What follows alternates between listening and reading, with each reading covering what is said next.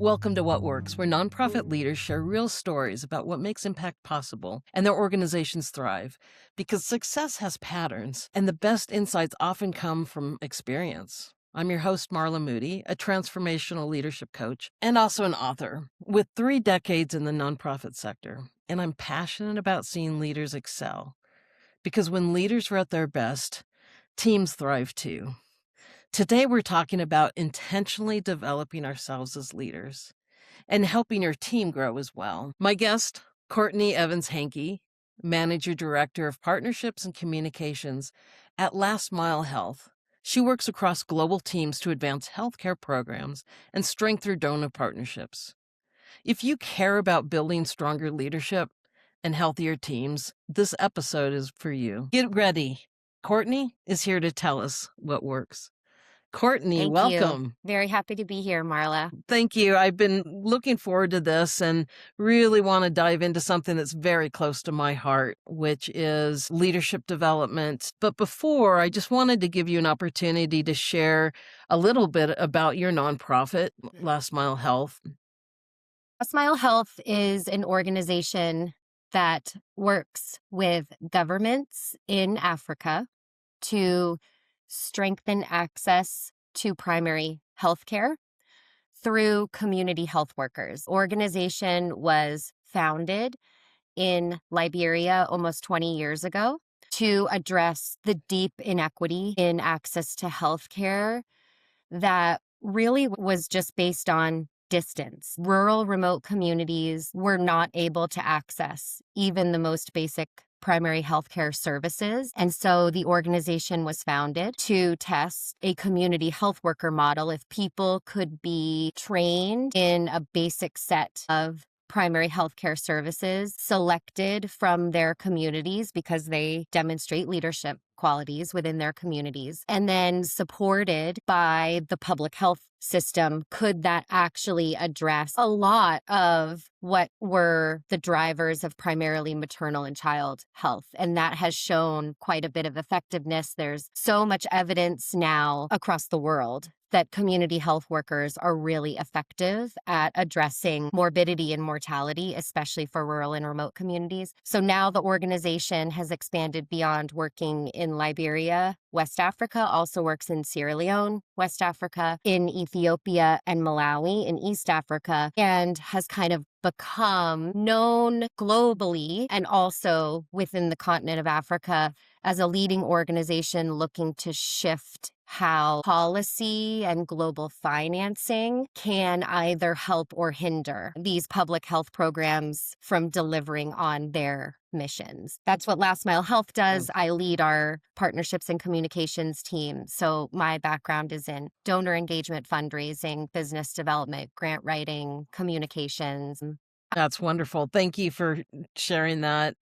For those who haven't worked overseas, the complexity of working internationally and working with those that are non-Americans and really trying to, I like how you put it, help or hinder. It's like we always want to come in to help, and there's times when we can hinder instead. So just that awareness, I think, is beautiful. We were talking before about when you got into leadership, you felt a void of training and just kind of support in that way. Tell me about that transition time. I actually started my career. I'll like back up a little bit because I think the context is helpful here. I started my career as a teacher and a coach of high school and middle school students. I was really interested in education, in being an educator. I did want to explore, though, what would it look like to work for an organization that is driving impact and improvement beyond an individual classroom or an individual school. So as I was finishing my master's, which was in educational studies, so kind of studying the field of education at a more like policy influencing practice type of level. I started applying to nonprofit jobs within the education space, and I happened to get my first job in the nonprofit sector as a development assistant at an organization called Jobs for the Future, which is a big, really effective national organization focused on education reform and workforce development in the US. So I kind of started to learn proposal development and grant writing. That was primarily the type of development that we did at JFF. I was a strong individual contributor, was promoted to development associate, and then to project manager in development, and then to senior manager in grants and development. And around that time was thinking, what's the right next career move for me?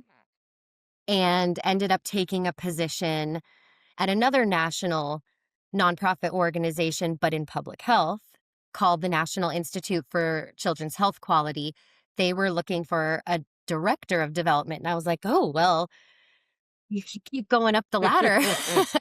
And that role did have a direct report. I had never had a formal direct report before. And because I had a background in teaching and coaching, that was the lens that I brought to people management. That kind of coaching lens, I think, opens up more open communication, because when you view yourself as more of a coach, there's a neutrality to the feedback that you provide. Feedback is just the routine. When I was coaching sports, you're always giving improvement feedback continually. It's not personal. It's just a part of the day to day. So in my management experience with one direct report, I would say I felt great. Like, we've got a great relationship.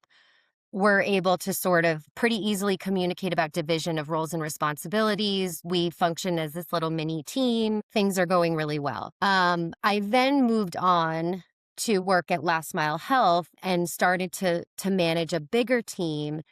And that's where I started to notice that the approach that you take to just a single direct report is not necessarily the same approach you take to every direct report. And over time, my role at Last Mile Health grew to, when I initially joined, I was not managing the entire partnerships and communications team. I was managing the development function. So I had 4 direct reports. And then I assumed leadership of the whole team. And now I still have 4 direct reports. However, 3 of them are also people managers. So now I'm in a manager of managers role. And that actually brings its own set of new management questions.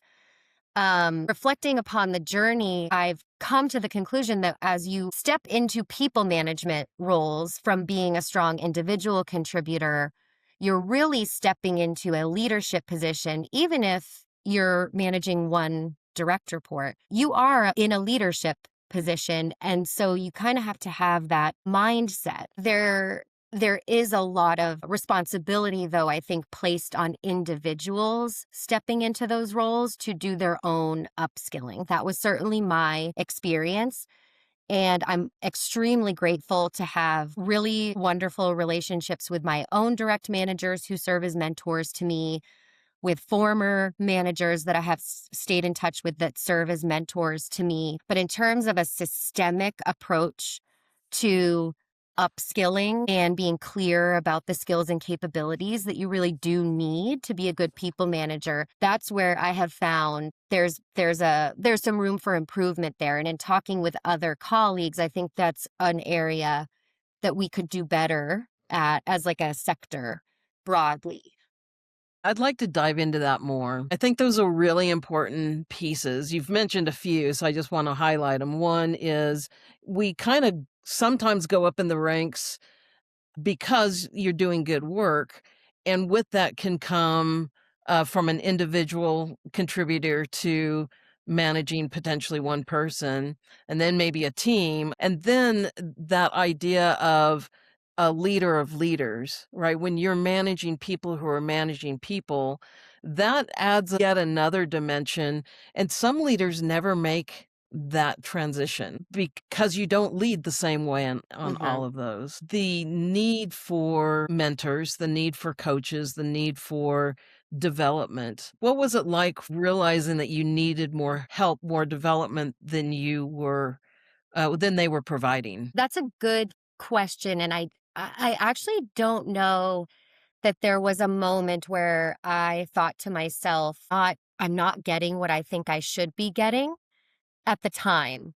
I was recognizing that I observed in myself that my skills needed to be better in order to get the most out of the team that I was managing. And I wonder if that a little bit comes from the teaching and coaching background because Yeah.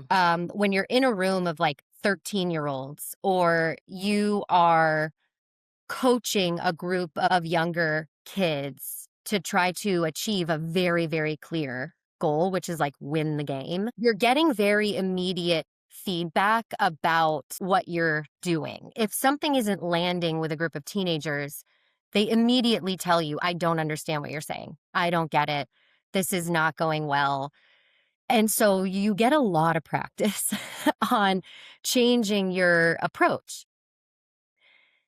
I don't know that, like, in the professional space, we're yet at a place where feedback is, like, just so immediate and given so often that you have this ability to change your approach in this micro level continually. So I was noticing, oh, I'm giving feedback and it doesn't seem to be translating into a change in how this person is approaching this project or a change in how this person is showing up to this meeting. Or I thought I really explicitly said that, as an example, there needs to be an agenda for the meeting in 2 days. And then this person didn't create the agenda. What was the gap? What was the miss there? So I was noticing small little examples like that and kind of taking it on myself that I don't know that I necessarily have the skills yet to be able to diagnose what's going on and therefore improve how I am delegating, leading, managing. So I started to do a lot of independent learning on my own, reading books,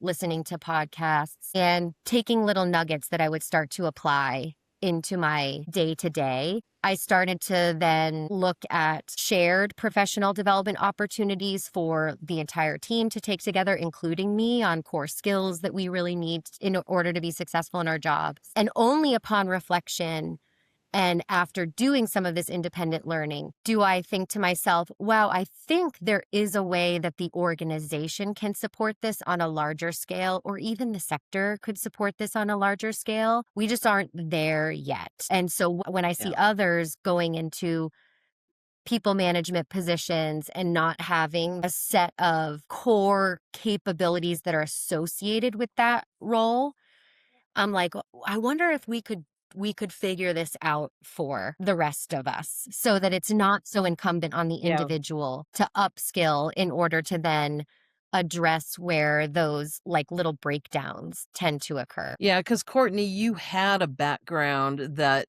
the teaching, the coaching, where you need performance and you knew how to communicate performance, and yet you weren't seeing that translate to what you were doing in the workforce. I want to underline that, right? That you as a person, especially with your background, saw something was amiss and you independently started doing that.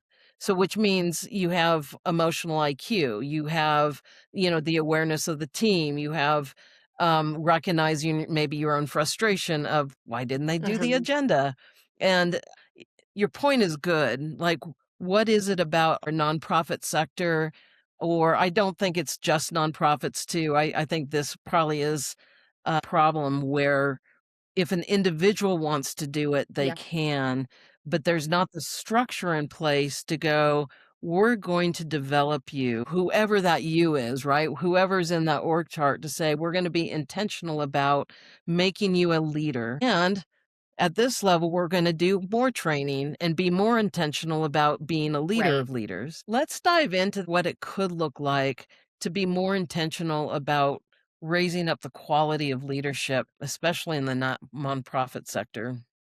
I have a couple ideas on some of the drivers, and part of why I think that this can become a little complicated is because there's not necessarily a root cause. One certainly is that in in an environment that many of us are operating in nonprofits, which is you just got to continually find financial resources to fund the work of the organization.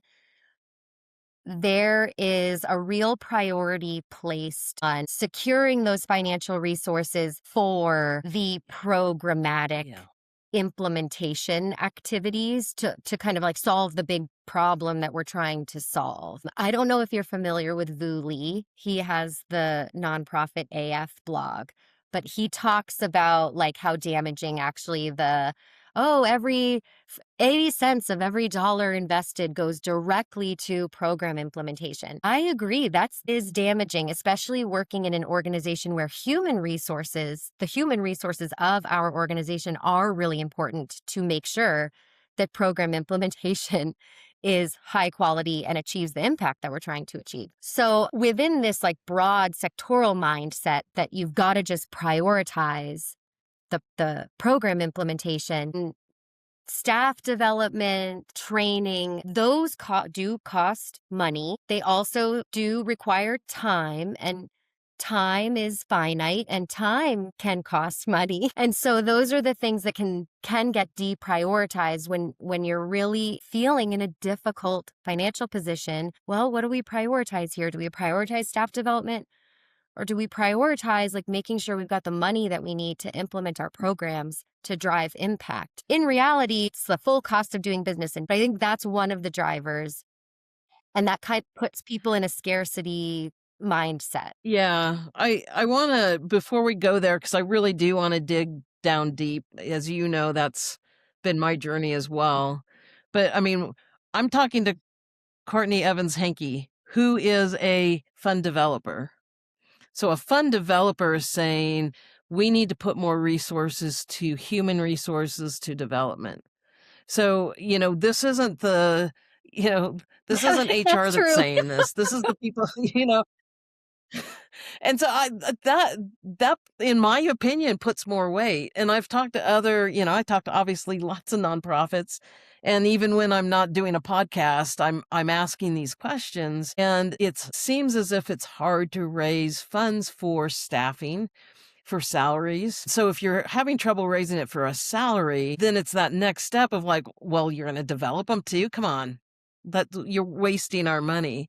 So there is something about the fact that you're seeing that we're not doing our programs well or as good, or maybe not doing as many because we're stealing from developing the people Mhm. doing the work, doing the programs. Yeah, I think It's that's well put. So that concept of a scarcity mindset, and Courtney, I was talking to you earlier about this, is for me and my mindset, how I function in the world. My background, where I was in the nonprofit sector for 36 years, I started coaching people on PIP, or people on standard performance. What I started realizing is it was the team environment and it was the leaders that weren't allowing this person that had some rough edges to thrive. And so that's when I started coaching the leaders and building workshops around building healthy teams. I mean, I left the nonprofit sector in order to focus on this. So it was serendipitous that we're doing this. So part of that is that scarcity mindset. So I'd love your thoughts more around what is it about the scarcity mindset that's really keeping our programs from being as best as as good as they can be. I don't really have all the answers to this figured out. This is a little bit of an example of the difference between the knowing and doing, right? There's this gap between knowing and Yes. doing. I know that, like, I think, and my colleagues would agree, I think we probably all would agree, having, and research supports that having an abundance mindset allows for more creativity. It allows for people to feel more fulfilled and engaged.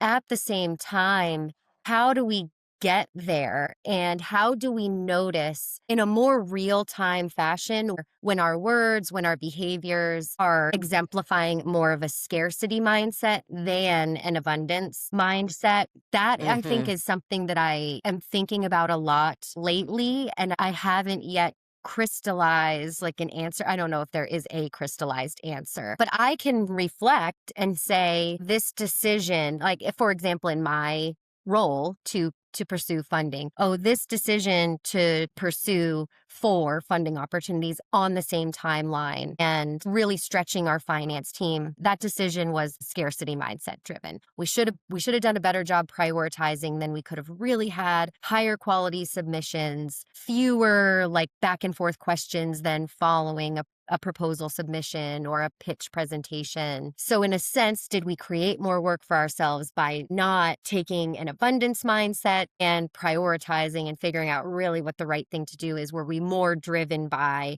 well, we gotta go for everything, we gotta do everything? And I think programs leaders would maybe feel a similar tension when we think about like mission creep. That's not something that I'm so in the day of, but comes up when there's new potential resources in a new area, or maybe there's a new urgent problem that we're hearing is related to the lack of access to healthcare primary issue that we look to solve.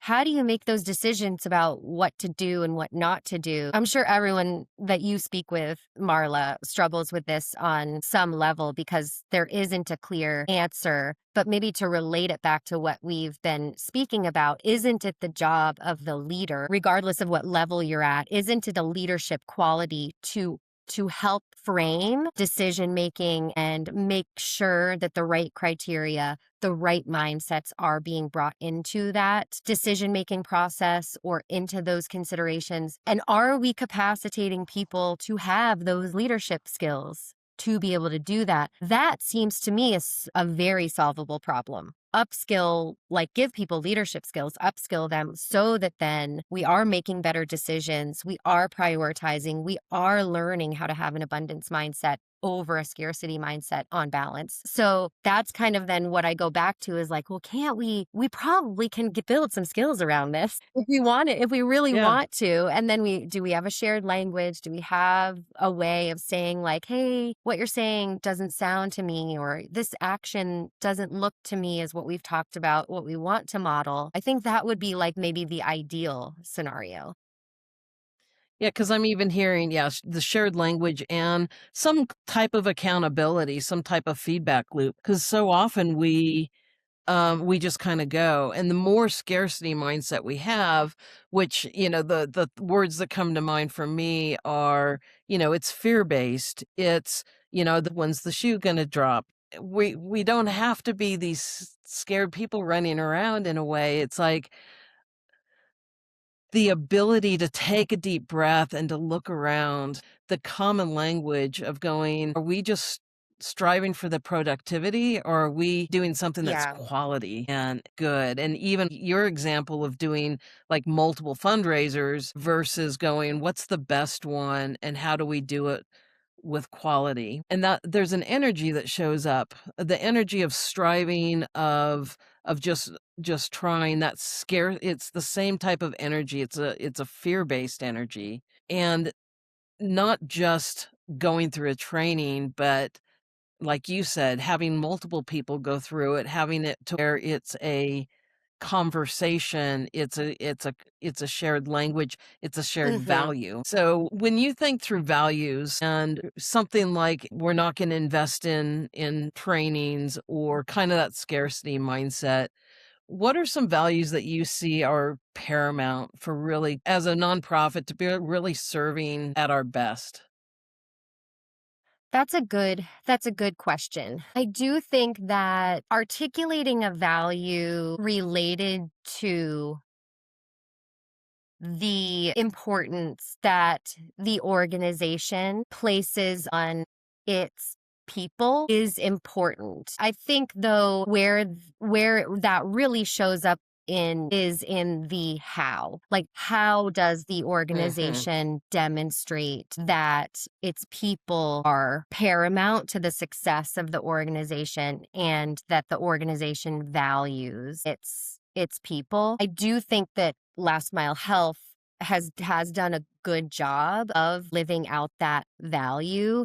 We have undertaken a number of efforts that are actual actions against that. We gather data. So I know a lot of organizations do this as well, but it is hard to do anything without data. So we do have a Yes. standardized survey that staff complete every year so that there is data that can guide efforts to then address kind of what the biggest pain points are across the organization broadly. We have undertaken efforts to revise the way that we compensate, especially in hiring decisions, so that equity is a primary driver of how we compensate people. We have a specific staff position that is focused on supporting access to learning and development opportunities. So we've kind of taken action to show that. And I think that's one of the ways an organization can live its values in Yeah. that sense. We, of course, like have areas to continue improving upon. And I think one of my reflections that we've talked about a lot here is how can you focus on people managers as leaders as more of a broad organizational emphasis? Do we have a shared understanding of the types of skills and competencies that are needed and that you get feedback on? So we're still on a journey there. Now, I would note our organization has done well. Are ways in which we can show we do want to invest in the people that work here, because regardless of what role they have, whether it's direct program implementation or it's what, I guess what some would call overhead. Like I'm overhead. You're still important. Like Doesn't you're feel still good, huh? important to the mission's ability to achieve the mission that we want to achieve. Yeah. I always think of a baseball team and the amount of players versus the amount of people needed to be supporting Oh the yeah, that's a great players. I analogy. can't remember it, but it's a significant amount because to make those players what they need to be and able to focus on their specifics and win games, it takes, coaches and then all on to the administrative. I mean, it's such a big thing, and I think if we relooked at that and even were able to give that vision to the donors. I was in operations, so I'm passionate about those who are not on the field because I knew if I wasn't doing my job well, they were going to suffer. We weren't getting paychecks to them. We didn't know how to do reimbursements. We didn't, the training piece of it, the legal piece of it. And so, in fact, I gave up more of a field oriented role because I knew mitigating problems would help the whole. So the more I think we can add value to those that are not just on the field, still wanting to be lean. There's a difference between being lean and being scarce. Yes. Yes. I'm a big fan of efficiency. I really do try for at least understanding what is minimum viable for any given thing that we're looking at, any given project or deliverable or product. And then you can layer on from there if it makes sense for the objectives that you're trying to achieve. So I'm a huge fan of efficiency. I agree there is a distinction between efficiency or leanness and scarcity and overstretching people or having unfair implicit expectations of what they need to deliver in order to achieve success. So I think kind of knowing where you are in that on that I guess on that road that potentially links the Yeah. two of those ideas together is important. Yeah, I think we sometimes use words that have actually different meaning because we can say, well, I'm being thrifty or I'm, being conservative or being a good steward when in reality we're being afraid. And so I love that. I want to be mindful of time, but I want to hit on something that you mentioned where you have an individual contributor and then as you step in, sometimes you have one or you're managing a team And then suddenly if you're managing or leading those that are also leading, do you have any insights or tips on some of those important differences between managing people and managing people who are managing people? Yeah, one of the lessons I've really had to learn is building self-awareness around what is the appropriate level of engagement at my level. And when you move from managing all individual contributors to then managing managers of individual contributors, I at least really had to learn how to be intentional about not getting too far into the weeds because my job is not as an individual contributor anymore. Even as like a Mhm. manager of individual contributors, your job is not fully as an individual contributor anymore, even though you probably find yourself really in the weeds in terms of reviewing output, course correcting, supporting on like sequencing of next steps related to a process because you've done it before. You've got some lessons learned that you can apply. Moving into managing managers, I would still find myself getting sucked into like, let me course correct let me give some feedback. I should review this instead of having the mindset of like, my job now is to figure out how to capacitate my team to do this. And Yes. what I am now looking for is patterns and trends across the entirety of the team that I may want to then adjust our approach so that we can address those and improve our efficiency or improve the likelihood we're going to be able to achieve our objectives. I got a lot of mentoring from my current boss about that. I've gotten mentoring from others about that because it is so hard. It is so hard to be like, but what I'm good at right now is individual contributor work. And what I'm feeling unsteady about is being a manager. What I'm unsteady about is like my leadership skills. Like, am I doing a good job? And it's easy to get sucked back into what you feel confident in, what you feel good at. And I really had to kind of like sit with the discomfort of I don't I don't know if the feedback that I'm giving or if I seem a little unavailable or if I'm not being a good manager because I'm like really trying to set a boundary around what my level of involvement is, what is important to me. I had to sit with that discomfort in order to for myself to grow and then also for the team to grow.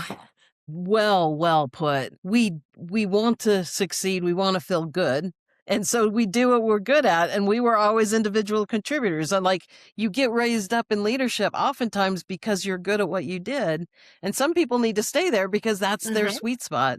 But yeah, to sit in discomfort and to sit in, "They're gonna do it differently than Yes. me. I have to look at the final output," but boy, to be going I mean, you see this with kids too, like, parents will be like, "Well, don't do it this way." I'm like, "Let the kid do it. That's how they learn." But, the wisdom you have, I'm glad that you have had some mentors with that, but that's a no joke thing.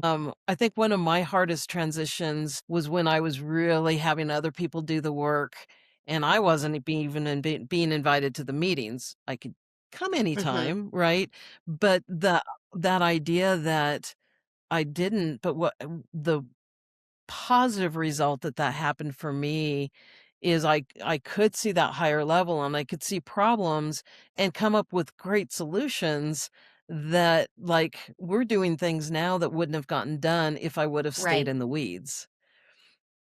But boy, the resilience of sitting in discomfort is, I think, a characteristic of a strong leader. Yes, and I had to learn how to also kind of express that. I had to learn how to say, I had to explicitly say to members of my team, I need to change how I'm managing. And Yeah. I would really like to get to a point where we have a very clear understanding about at what points I'm going to be engaged, what I'm looking for, and the type of feedback that I will likely give at those points. And then otherwise, unless something sets on fire, like I'm not really going to be involved. And so please stop CCing me on the emails. Stop inviting me to the interim working group meeting. I had to be very explicit about that, which was also hard because I want to be supportive. I want to be available. But in being too available, you're kind of taking away opportunities from other people to learn problem Yeah. solving and to figure it out in a way that I probably wouldn't have figured it out, but is just as good or possibly better. And so I was taking a leap on that, but I was like, I'm just going to put myself out there and say, this is a goal that I have for my own leadership development and skills development. I'm kind of uncomfortable talking to you about this, but this is I'm not going to be as available, and I trust that you can do it. And I also asked for help. I would ask direct reports like, can you help me stay at my level? Mhm. And in our organizational culture, that worked. I don't know that that would work in everybody's organizational culture necessarily. But one of the things we say about about donors, which I then translated into like internal, is ask for money and you'll get advice. Ask for advice and you'll get money. And so then I started to be like, well, maybe I could apply that, like ask for help, ask for advice internally. And what I'm getting back in return is like so much better than me asking for, hey, can you do exactly A, B, C, D, E? And then I want to see that you did A, B, C, D, E. Instead, I say, hey, how would you approach this? I'm really trying to stay out of the weeds. How do you approach this? And then like the creative thinking is so much more open. I also think that kind of builds more trust. So it was a little bit of a leap, but it has worked out, I think, for me. And you've done it with a humble spirit, right? You've asked for help. You've sought help outside, and you're still leading, but you're saying, "Look, to lead at my level, I need your input. I need to see when I'm stepping Mhm. over." It's changing your role appropriately, but to do it where they're part of it. I could see how that works. But you mentioned, and it's crossed my mind a few times, is that concept of culture of the team, culture of the organization. And the idea of a feedback culture where there's not shame in it, but you can give feedback to anybody on the team. There are some departments where I came from that you can very much dialogue with anybody, and there were other departments where you did not question Yeah. your authority. It was very top down, and so many decisions were made or many projects went sideways because there was this disconnect between the leader and maybe the people going on the ground. And so the idea of feedback, both from becoming a better leader and really getting the knowledge of the people doing the work, getting their hands dirty, and not feeling offended by that, but to take that knowledge and go, okay, I know the bigger picture of some other stuff you don't know. And we need to pivot here or we need to stay Right. the course, or whatnot. So I like that idea, but building a culture of feedback seems as if that will move us forward in such an important Yeah, and way. maybe to just bring that full circle on the conversation. But building a culture of feedback is a really important leadership skill. And as you continue to take on more leadership within your organization, and I've sort of had the mindset, that a people manager is a official leadership position.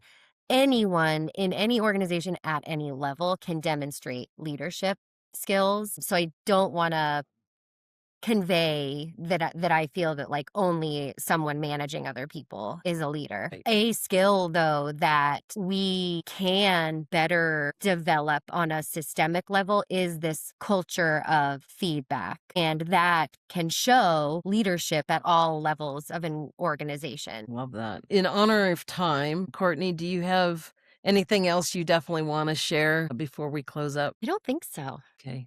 I love your thoughts on this. I know I can tell that you've been percolating on it and you've been wanting to be a good leader, right? You've had so much input beforehand. I'm passionate about this.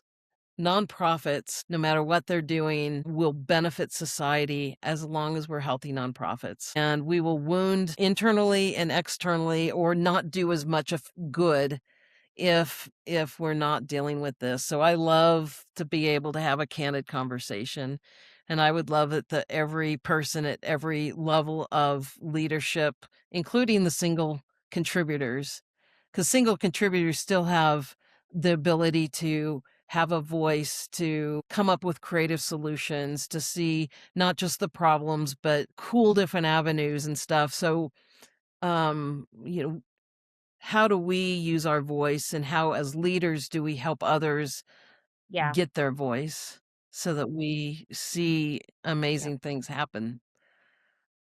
Well, thank you, So, Barbara. Courtney, thank you so much for your time. I know this has been a busy season, but I've been very much looking forward to being with you. Thank you. So, I really enjoyed this. thank you so much.